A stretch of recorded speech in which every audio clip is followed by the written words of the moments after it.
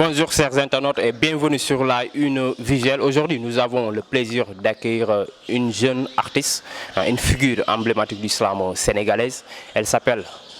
Marième Fall Coulibaly, connue sous le nom de Samira Fall. Je la surnomme l'Amazone des mots. Samira, nuyu naa la. waaw fay naa la Arfan et puis di kontaan si vraiment émission bi tey.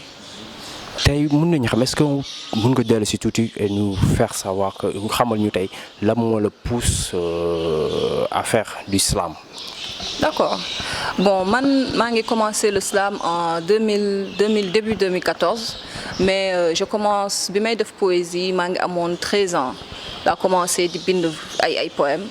et puis bon temps yooyu dinaa daan def ay concours de poésie donc durant tout sama cursus secondaire. Voilà si loolu laa nekkoon ba après ay booru 2012 laa commencé xam slam après 2014 ma amoon gisoon benn aubaine ba nga xamante ne avant dama doon bind ay poèmes bind rek la woon mais ak slam bi dinaa mën a yéeg ci kaw scène bi performer tu vois léegi loolu moo tax ma dugg ci slam bi commencé di dem ci ay soirée slam ay vendredi slam di commencé di fréquenter Carrefour Poétique Dalal Slam ba après ma commencé di animer ay ateliers. En 2017 ma bokkoon ci benn anthologie ba nga xamante ni dafa regroupé woon 12 slameurs ñu bokk ko ñu ñëpp muy La Cause après quelques mois après ma génnee sama propre recueil de poèmes bu tudd Oxymorique en 2017 ba nga xamante ne Materia Scrita moo ko génnee en partenariat ak Gris International. léegi ñuy dox di dox depuis 2018 nag ma nekkoon di préparer sama album en solo mais xam nga album dafay jël temps dafa laaj investissement que mu nekk investissement personnel investissement financier technique collaboration et tout donc depuis temps yooyu yëpp maa ngi nekkoon di bind texte yi di nekk ci programmation composition musicale beeg recherche de collaboration yi de fond ba pandémie bi ñëw xam nga mu xaw a remettre en question tuuti calendrier bi léegi depuis boobu mu amoon benn appel à candidature bu Africalia ba nga xamante ne benn organisation belge la organisation culturelle belge léegi ñoo defoon benn appel à candidature ba nga xamante ne dañ doon offrir ay bourses de résilience artistique pour dimbali artistes yi pendant période corona bi ñu mën a continuer di def seen travail artistique que aussi du ñu am ay problème mu subvenir seen besoin léegi si nañ offrir 50 bourses Creativity is Life 50 bourses yooyu dañuy dimbali artistes yi pour que ñu continuer à produire malgré période bi pandémie bi léegi si la amee chance ñu sélectionné ma fii Sénégal ils ont sélectionné fii Sénégal 6 personnes man ñu sélectionné ma ci léegi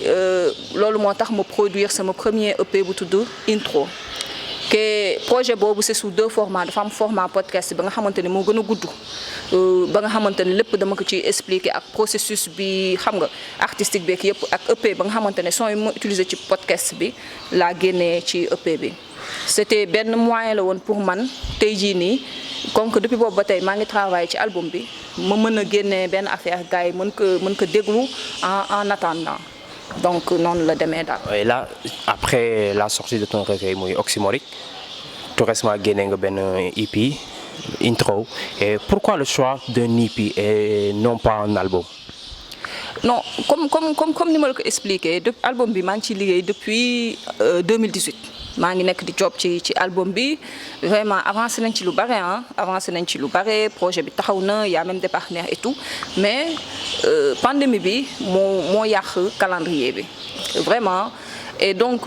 EP bi c'est juste sorti parce qu'il y a eu l'appel à candidature d'Africalia donc mën naa wax ne peut-être à cause de grâce à la pandémie l'appel à résilience artistique boobu Africalia passé ñu sélectionné ma ci ma génnee EP bi que bon EP bi bon c'est projet bi quoi parce que c'est sous 2 formats format podcast ak format EP et c'était aussi pour permettre Intro pour introduire instant yi xam nga sama vision société bi mais aussi pour def introspection maanaam poser wu ay questions si instant bi lu ma wër ni gars yi di dundee pandémie mais aussi gars yi ni ñuy dundee ci société bi avant même pandémie quoi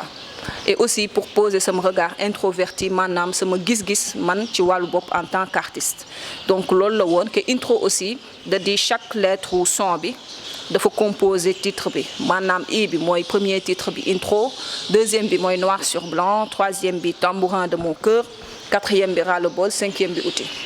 donc loolu moo tax ma préféré format boobu que aussi ci appel à candidature bi li woon importance bi mooy que ne il faut que aussi nga allier digital bi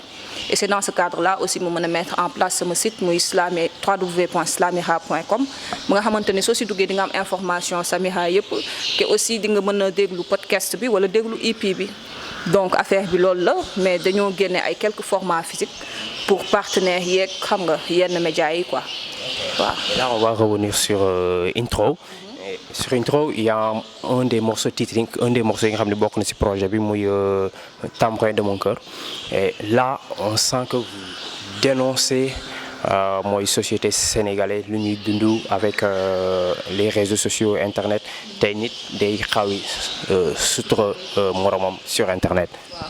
waaw loolu maa ngi koy dénoncé bu baax mais c'est plutôt ci son wu ras-le-bol bi que boobu maa ngi siy wax que ne genre nit yi dañoo parce que boobu dama jël benn rythme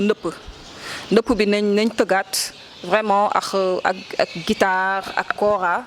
et pour montrer que ne d'habitude ndëpp dañ koy tëggal ka nga xamante ne dafa feebar mais instant yi est-ce que nit yi ñoo feebar wala société bi système bi ci jëmu boppam moo feebar et donc ci son boobu maa ngi wax lu bari ci xam nga viol yi maa ngi wax tamit ci comportement masla bi et tout et aussi ci réseaux sociaux yi ak ci des fois image yu jàmbur yi ya nga xamante ne dañ koy tas tu vois ci réseaux sociaux bi donc tu vois nit mën na nekk victime de quelque chose la nga xamante ne déjà xam nga digéré gu ko wala géré gu ko wala genre demagul ci instance yi mu wax a dem après ñu tas ko ci réseaux sociaux yi genre c'est après des doubles choses quoi qui se répètent encore donc pour appeler tamit à la population ñu am ci benn conscience ba xamante ne avoir une utilisation saine des réseaux sociaux donc ci loolu laa doon wax ci quatrième son bi muy ras-le-bol je parlais un peu de tout ce que la société a comme tard de certaines violences mais aussi de l'utilisation des fois qui est malsaine des réseaux sociaux voilà. Aussi sur Noir et Blanc vous parlez des guerriers d'hier qui sont devenus des griots aujourd'hui genre si je comprends aujourd'hui là Samira vous slamez dans vous parlez les difficultés des femmes vous parlez de politique vous soulignez tous les mots yi nga xam ne tey les Sénégalais ñu ngi koy dund en quelque sorte est-ce que ton engagement n'est pas féministe ou bien activiste.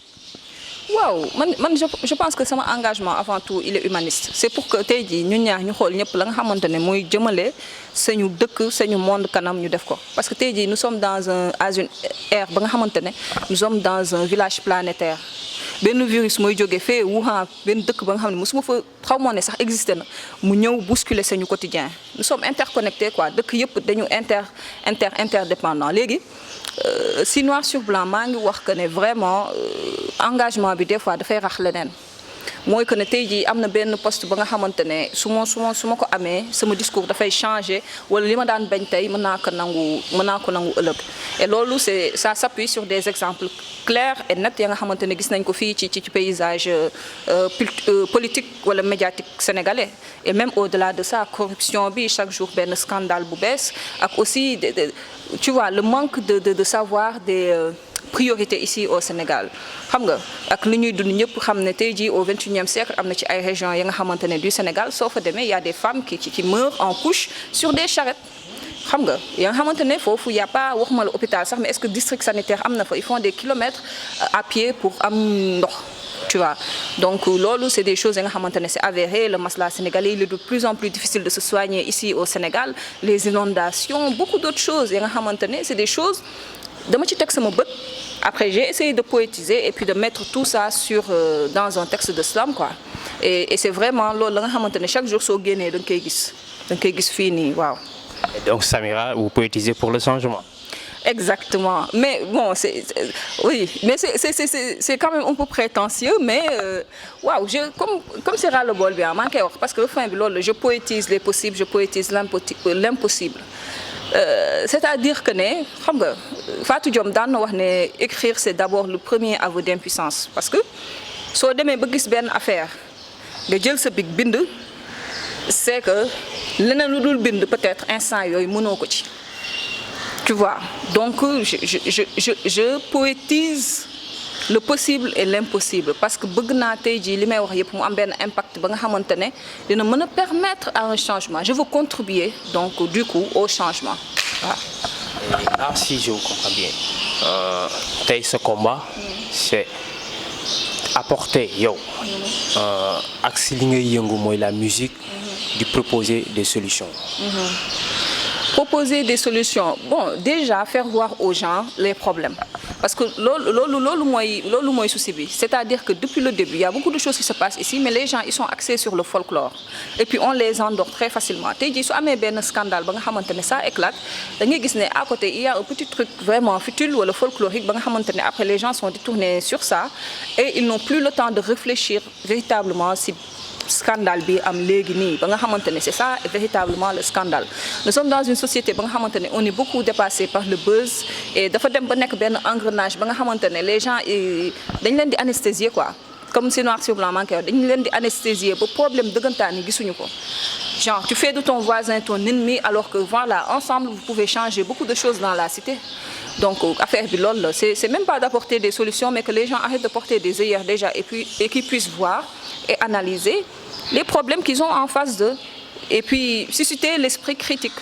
voilà susciter véritablement l'esprit critique. Okay, là où vous faites l'islam quel est l'apport ba mooy apport la mooy apport islam ban apport la mën a andi wala la andil ñun tey nous Africains et particulièrement au Sénégal nous Sénégalais te boo gisee tey la musique bu ñu nee tey musique tey Sénégal mbalax moo fi ëpp doole et am na yeneen style de musique mais islam bi tey ban apport la andi dans la culture en fait. Oui. Parce que par exemple tey jii soo gisee mbalax c'est vraiment basé sur c'est de la musique hein et vraiment de la musique très rythmique mais peut-être islam la nga xamante ne moom la mën a apporter muy message bi tu vois même quand c'est accompagné de musique c'est le message qui prime message bi moom ngay njëkk dégg donc tey jii islam mën na apporter vraiment de l'éveil de l'engagement ça peut apporter et de la sensibilisation au sein des populations et le plus important c'est même pas que ça devienne une musique populaire hein mais que ça puisse s'inscrire dans les habitudes des Sénégalais parce que bon mën na accompagner wu de beaucoup de choses imaginez sama son 4 bi tey jii dama ko def ak ay son nëpp c'est des rythmes ay tëgg la tu vois am na cool mbëng ndeer tu vois am na loolu yëpp ci son bi donc ce qui veut dire que ne am na mbalax bi nu ñu koy tëggee tey jii nii il y a possibilité d'insérer dedans un texte de slam donc apport bi loolu la message bi ak li nit yi mën a dégg loolu la et je pense que ne nit yi tant que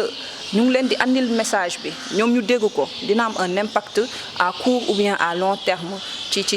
seen life donc voilà peut-être gën ko xaw ma nu ñu koy waxatee sax vulgariser xam nga gars yi di gën di jot ci message yi et puis di dem ci centre de diffusion yëpp gars yi ci mën a accès moo tax temps yëpp dañuy def ay visites de proximité parce que li ñu bëgg mooy investir espace public yi de ce fait on va commencer avec des petits groupes xam nga parce que atelier yàgg nañ ko def parce que man je suis aussi animatrice d'atelier def naa ay atelier ci école privée yi centres culturels régionaux yi à Rufisque même on m'a sollicité dans les prisons que muy prison de Rufisque bi et tout donc je pense qu'il y a énormément de choses à faire déjà les initier au slam ñu xam lu islam et après faire des soirées de slam des soirées de partage tu vois des soirées après des soirées en live band donc en tout cas tout est là c'est juste que ne espace bi ñu ñoo ko war a investir avec nos moyens et puis de ce fait suñ ko investir rek yaakaar naa après nit yi dinañu fekk ci loolu daal. Là vous avez parlé de musicalité tey c'est ton EP côté texte c'est riche. Et aussi, on sent la recherche côté musicalité. Et pourquoi le choix des instruments traditionnels? Oui, parce que bon, loolu ça daf ma yàgg neex et puis man je pense que xam nga enracinement et ouverture quoi. Sooy cette coloration musicale ou kii bi projet bi, c'est que c'est vraiment des mélodies assez modernes hein, avec des rythmiques très africaines, tu vois. Am na ay influences jazziques et tout, mais tu vois que dans chaque son am na au moins benn instrument traditionnel que ce soit les percussions la kora tama tu vois kii ngoni donc ça a été benn volonté ba nga xamante ne pour man l'évolution est dans le métissage. Et aussi dafa ne d'abord la nga xamante ne man loolu laay déglu et puis loolu laa gëm et puis loolu laa andi aussi ci sama slam pour vraiment permettre aussi aux gens de pouvoir écouter ça quoi. Ouais. Slam Semira, c'est du slam pacifique et tey on peut pas parler aujourd'hui de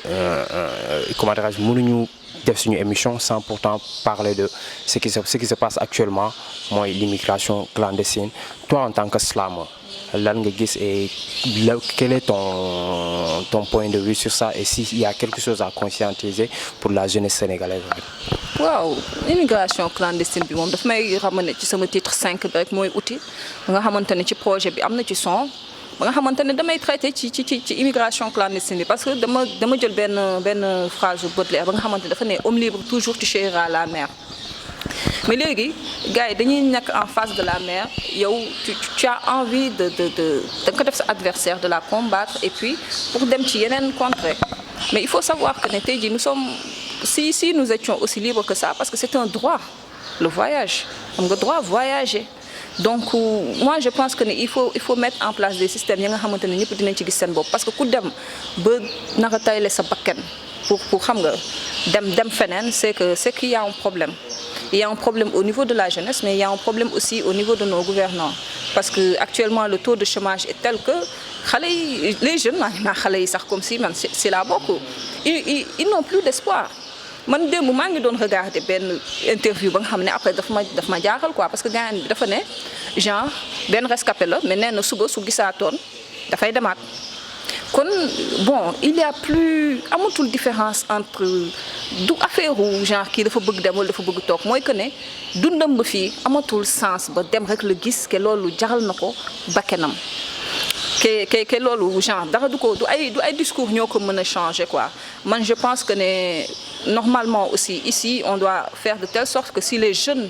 africains veulent voyager qu'ils puissent voyager en toute sécurité pourquoi pas et qu'on puisse faire de telle sorte que ñu am ay systèmes ya nga xamante ne ñëpp dinañ ci gis seen bopp et puis aussi réduire le chômage des jeunes loolu dafa important quoi loolu moo tax ma def ko benn son 5 outils parce que da di benn problématique ba nga xamante ne depuis longtemps ça me tient énormément à cœur et dama ko teg comme benn tableau ba nga xamante ne la personne dafa ñëw ak ay ëmb yëreem et tout toog jàkkaarloo géej bi di xaar pirogue bi léegi li muy xaar gaal bi yëpp mi ngi posé wu ay questions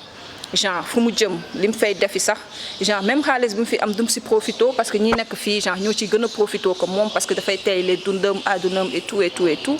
xam nga et puis voyage bi nu muy demee donc processus boobu yëpp laay wax si texte 5 outils bi et je pense que ne aussi voilà quoi ça dafay revenir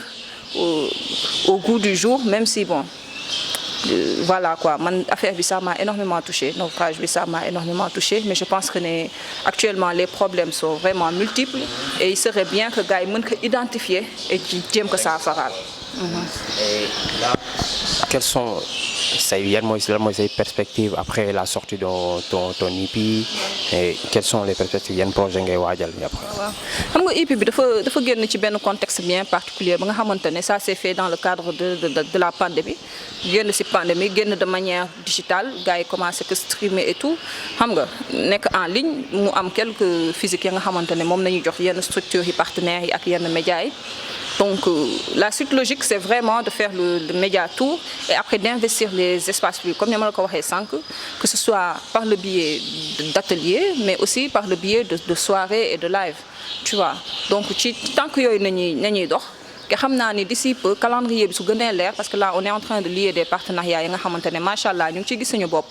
léegi su calendrier bi gën a leer rek ñu xam mesures yi su moins restrictives dinañ mën a teg ay événements yi nga xamante ne je pense que ku nekk dina si mën a gis boppam daal. là bu ñu bëggee am ay information fan lañ la mën a suivre. waaw soo leen bëggee am information da ngeen dugg sama page Facebook bi Samira Fall Instagram Samira Fall wala ngeen tapé www.slamira.com donc il y a toutes les infos dessus et je pense que d'ici peu aussi on va partager plus amplement. On peut s'attendre à des vidéos. Exactement vidéo bi c'est en cours d'enregistrement voilà. Ban titre c'est EP. Non man moom vraiment actuellement à long terme c'est que tous les sons aient une vidéo. parce que vraiment je pense que l'instant chaque son de son d'actualité, tu vois. Donc instant ici si loolu la ñuy dox donc suñu defee premier ba pare après dañu def 2 bi après def 3 bi voilà. kon xaalis yow boo yoree yow xaalis yu bëri. Non, c'est, tu vois, affaire c'est pas des questions de khalis, mais bon, parce que Africalia, ils nous ont accompagnés, ça c'est certain. Mais tu vois, des fois, ça,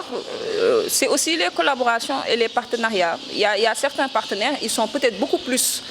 engagés quand ils voient qu'il y a déjà un produit fini. Donc aussi, artistes, vous n'êtes que des stratégies et puis le plus de partenariats possible. Et puis aussi, avec les amis et puis ay nit ya nga xamantene da nga leen di xam par exemple tay ji nga xam Khalifa ba nga xamantene il est dans l'audiovisuel su déglé mu ne sam non son bi maa koy clip et tout voilà yooyu aussi ay collaboration yi nga xamantene entre amis ya nga xam ne échange de bons procédés et mutualisation des connaissances parce que xam nga on peut aller seul vite mais ensemble on peut aller très loin donc loolu rek moo important donc si tant que yooyu nañ ne moo tax dañ koy def nank rek ba am ñu bëgg. Khalifa Samira junj na la kon amel nga ko vidéo Samira day woyaan sa ci émission bi. Et là l'émission tire à sa fin et quel est ton dernier mot? Waaw mon dernier mot xanaa di kontaan rek vraiment di kontaan ci seen dynamisme. Vraiment, moi, je suis beaucoup et c'est un réel plaisir de jàkkaarloo ki yéen di échanger parce que vraiment ñun aussi islam rek nañ am islam bi nañ am moom nañuy dund et voilà quoi. En tout cas ñi bëgg déglu projet bi yépp comme j'ai dit tout à l'heure www.slamira.com ou bien Samira Fall